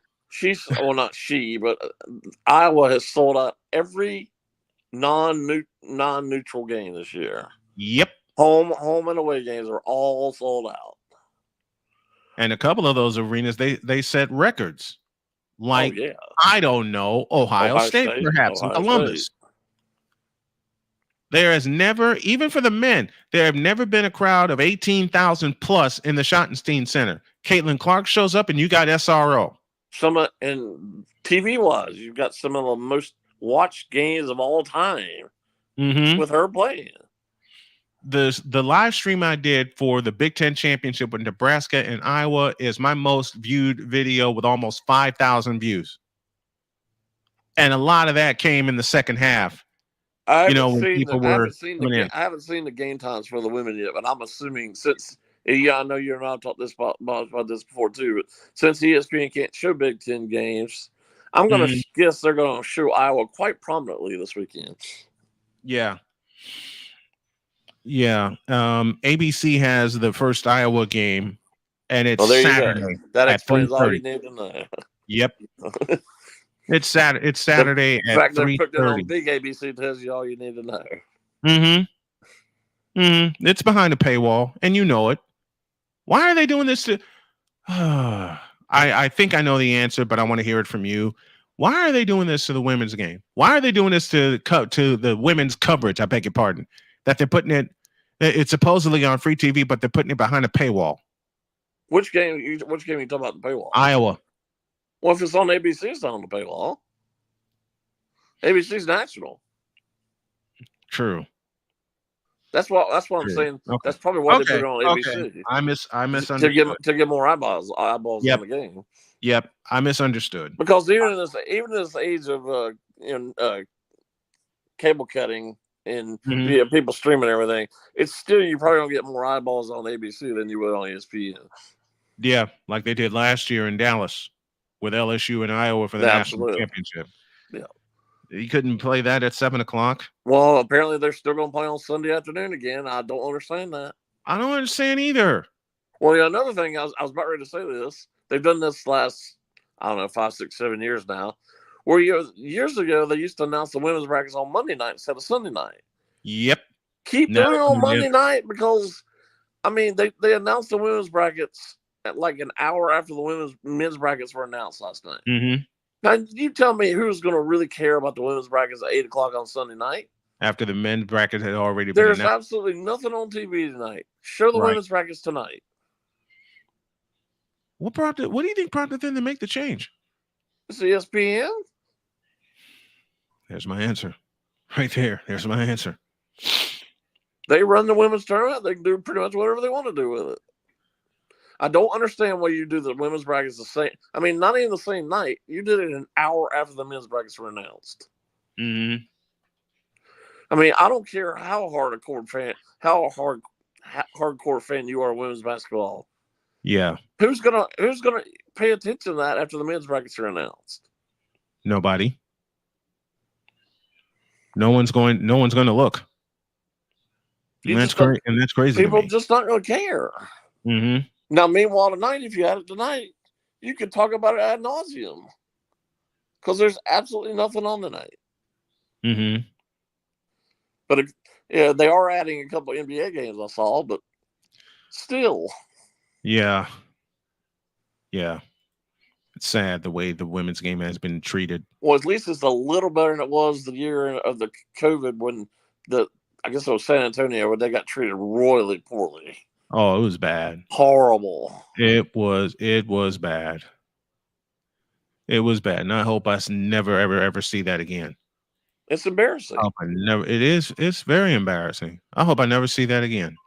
Well, I knew a couple of the girls who were playing for a local college because I covered them in high school, and I saw some of their comments, and it was just, I wouldn't say disgusting, but it was just, they shouldn't be treated that poorly. I mean, come on. It's just, as much money as the NCAA's making on these two tournaments, come on. Mm-hmm.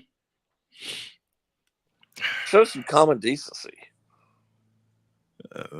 Who are we talking about that runs the broadcast of the tournament again? Well, I mean, who's outside of FIFA and the Olympic? I mean, the Olympic Committee. Mm-hmm. Who's more corrupt than the NCAA is? Well, that's about all you can say about that. We just recently saw the World Cup. That was about as corrupt as you can get by playing in the Middle East. Whatever. Yep. You're building gigantic stadiums in the middle of the dead summer when it's 150 degrees, and you're taking money left and right from these oil barons who treat women and kids and other minorities as poorly as you could possibly be treated. Yep. And then the Olympic Committee is as corrupt as anybody could possibly get. Mm-hmm. And there's nobody that talks out of both sides of their mouth more than the NCAA does. No one. I mean, we've seen it. We've seen it, man. And it's awful. It is god awful the way they're being treated. It's awful. It's crazy. Your thoughts on let's switch gears. Your thoughts on Justin Fields being traded to the Steelers? I'm a little surprised he got traded to the Steelers, but it sounds like there was not much of a market for him. No, there wasn't. And then the Steelers just absolutely cleaned house at quarterback in the last week or two. I mean, they started with Rudolph, Pickett, and Trubisky. They're all playing with other teams now, or going to play with other teams now. And then you trade for Russell Wilson, and then 24 hours later, they trade for Justin Fields. What is wrong with this picture? That's crazy. You follow the NFL like I do. It's so anti-Steelers to do stuff like this. It is. They usually are so under the radar. You never hear anything that they do. And you see these moves and you think, what? The Steelers are making these moves. The Steelers are being active. And not only are they active in the trade market, they're active in the free agency market. They're active. Yeah, they're absolutely active in the free agency market. Now, as far as the quarterback position goes for Pittsburgh, how does this benefit them? Well, if Russell's any good, and who knows with the way he's played the last 3 years, if they fix this offensive line, which apparently they have with some of these moves they made, I mean, they could be pretty good. But they did trade. Well, it sounds like it was like addition by subtraction by getting rid of Deontay Johnson. Of course, what does it tell you that he goes to the Panthers? Shocking. David Tepper again.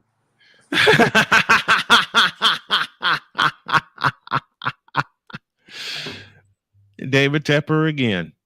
David Tepper. Is he ever gonna get booted out? No. Okay. No.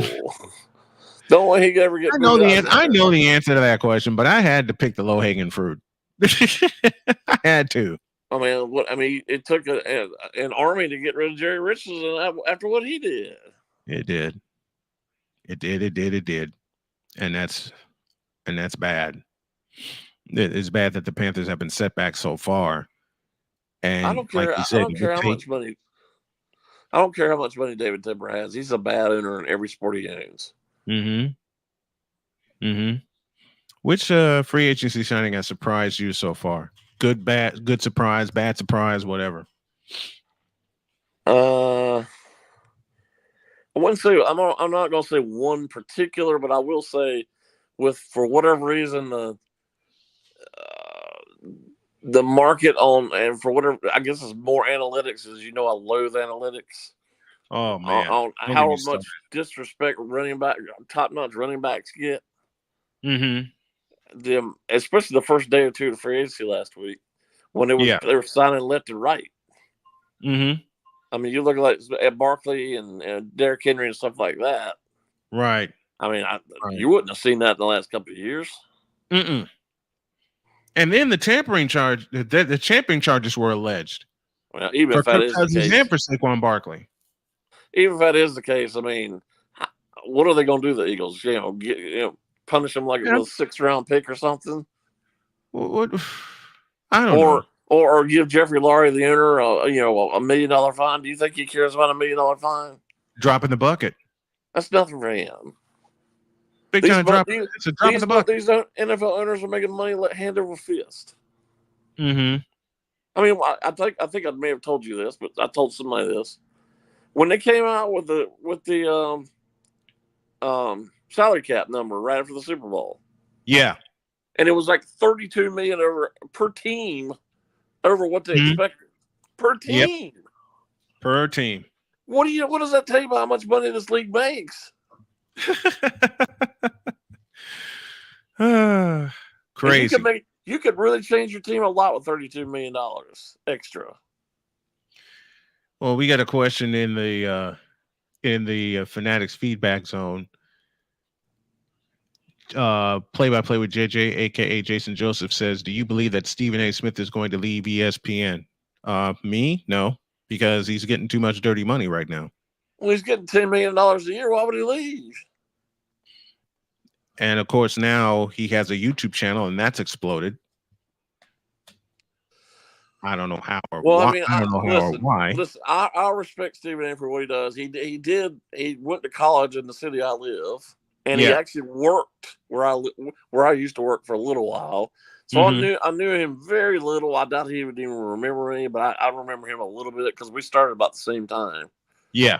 I doubt he would even remember me. But still, I do respect that. But I do think a lot of times he just wants to hear himself yell. That's what I believe. That's exactly what I believe. And it's stupid to me. That's not. You wonder why I said this a few years ago. You've heard me say it. You've heard me post it. And you wonder why his show failed 3 times.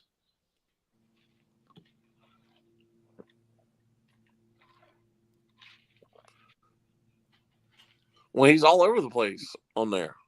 And he's the problem over there, where it's nothing but NBA and NFL on ESPN.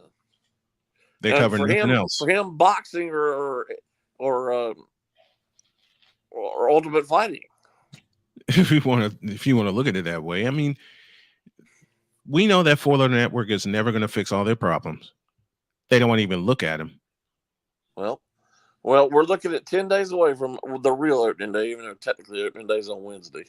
And they won't even talk about it, I bet you. We will hear. I got they're showing games on next Thursday when opening day is, and they won't care the least about it. Nope. You watch Get Up and the other show, and then Stephen A. show. They won't say it. I don't watch it either. But I guarantee they won't say a word about baseball. Nope. And Steven claims to be a Yankee fan. He doesn't talk about it much. Well, if you watch ESPN, all they talk about is the Yankees and Red Sox. And what have those two teams done recently? Nothing. Not a thing. You watch it all the time, and those two teams finished 4th and 5th last year, respectively. And they were showing everyone. And they're still showing them like they're going to win a division. No. The Orioles are the best team in the division. I don't care what people say. Mm-hmm. They act like the Orioles are going to drop off a cliff. No, they're not. No, they won't. They won't. You win 102 games one year, and you got as much talent, if not more, than you did last season, and you got more coming up. And they barely talked about the Rangers. No, barely. Never. They never talked about the Rangers, and the Rangers won the damn thing. Well, their coverage of MLB is so diluted they don't care. And then when you watch the game, I've gotten to the point when I watch their Sunday night games, or even when they have like opening day, I'm sure they'll do the same thing. I can't listen to the announcers because all they talk about is analytics. I don't care. It's awful. I just don't care. Nor do I. Just talk about the game. They don't even do that. So talk about the game. That's too much like right for them. I'll just mute it. I cannot deal with that garbage. I can't either, and I don't. That's why I do it my way.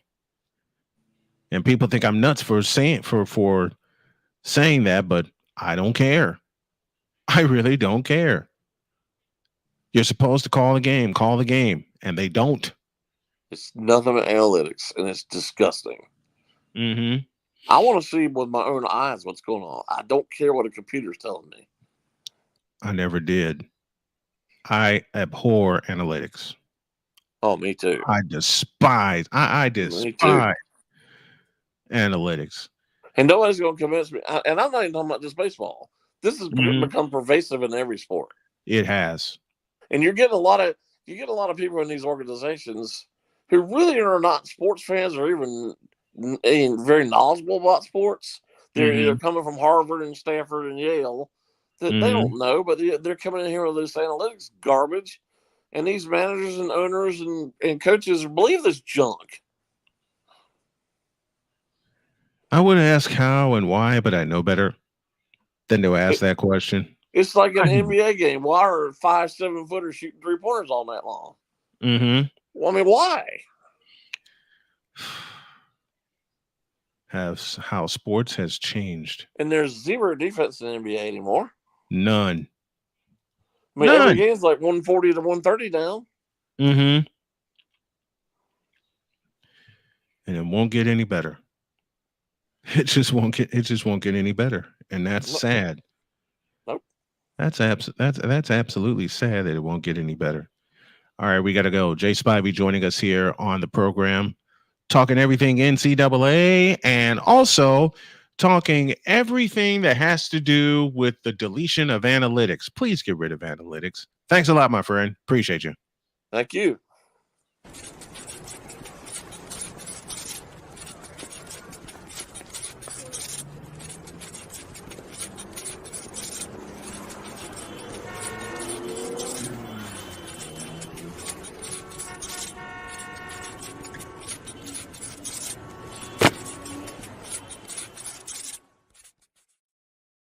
I will never in life use analytics for whatever sport I broadcast, be it football, basketball, baseball, or hockey. I never will. I go off of a gut feeling, and I go with what my eyes tell me. My eyes are telling me that we got to get the hell out of here. Have a great day. God bless. Remember to make your next move your best move, and always remember, if your dreams don't scare you, they are simply not big enough. Dream big. Do bigger. We are, and we hope y'all are too. Catch the replay on WJKS as well as WQEE in Atlanta. So long, everybody.